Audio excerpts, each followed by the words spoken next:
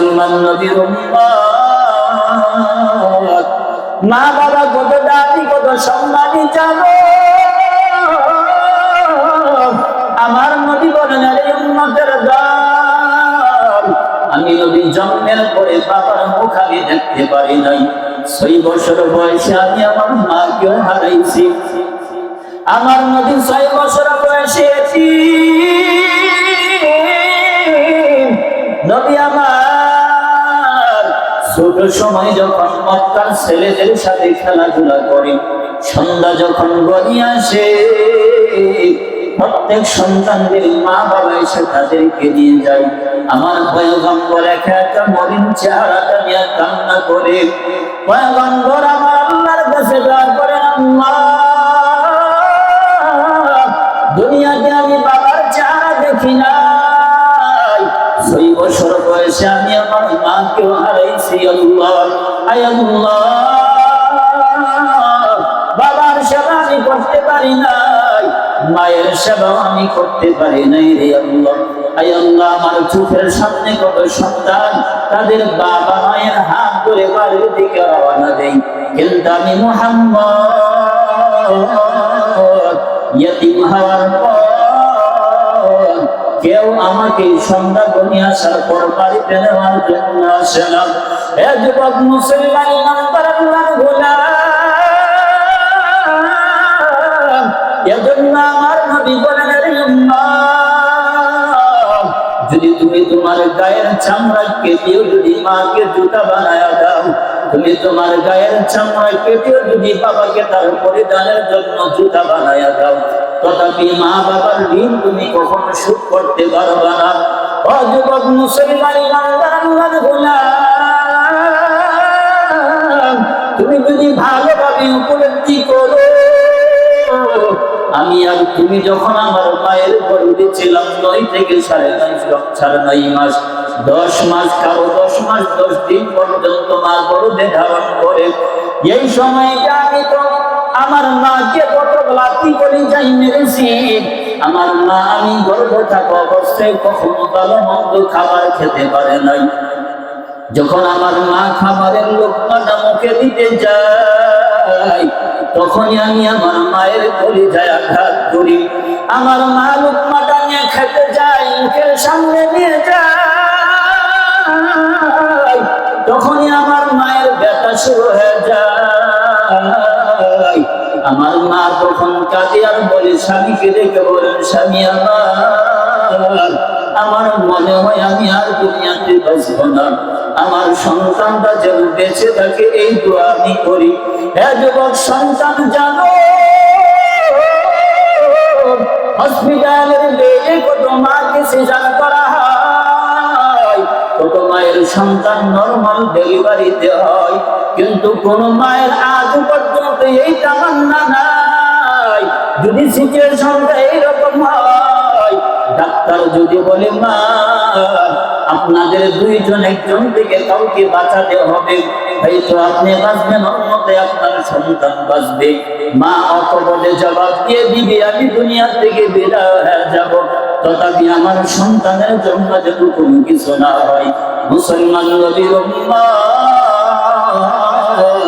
ওই মাকে কেমনে কষ্ট দাও রে যুবক, ওই বাবাকে কেমনে কষ্ট দাও। তুমি আর আমি যেই দিন দুনিয়াতে ভূমিষ্ঠ হইলাম, বৈজ্ঞানিকের নিয়ম অনুযায়ী, ডাক্তারের পরামর্শ অনুযায়ী, একটা মানুষের ব্যথা 40 ইউনিট পরিমাণ সহ্য করার ক্ষমতা থাকে, কিন্তু আমার মা, তোমার মা যেই দিন তোমাকে আমাকে ভূমিষ্ঠ করছে, ওই দিন 56 ইউনিট ব্যথা শুরু হয়ে গিয়েছিল। মুসলমান ইমানদার আল্লাহর গোলাম, 56 ইউনিট ব্যথা যদি কারো শরীরে শুরু হয়ে যায়, ওই মানুষটা বেঁচে থাকার কোনো কথা নয়। তথাপি আল্লাহর রহমত আর দয়া, আল্লাহর মায়া, আল্লাহ পাক আমার আর তোমার মাকে দুনিয়ায় বাঁচিয়ে রাখে। শুধুমাত্র ভূমিষ্ঠ হওয়ার পর কলস কলস পরিমাণ রক্ত আমার আর তোমার মা জড়ায়। রক্ত ঝরতে থাকে আমার মায়ের শরীর থেকে। রক্ত মাখা শরীর নিয়ে যখন আমি দুনিয়াতে আসি, আমার মা বেতার কারণে অজ্ঞান হয়ে যায়। তথাপি আমার মায়ের মনে কোনো দুঃখ নাই। আমি ভূমিষ্ঠ হওয়ার পর আমার কান্নার আওয়াজ শুনে আমার মায়ের জ্ঞান ফিরে চলে আসে। আমার মা জ্ঞান ফিরে আসার পর আশেপাশে যারা থাকে তাদেরকে বলে, আমার আদরের সন্তানটাকে আমার কোলে দেন, আমার সন্তানকে আমি কোলে নিলে আমি ভালো হয়ে যাব। মুসলমান ইমানদার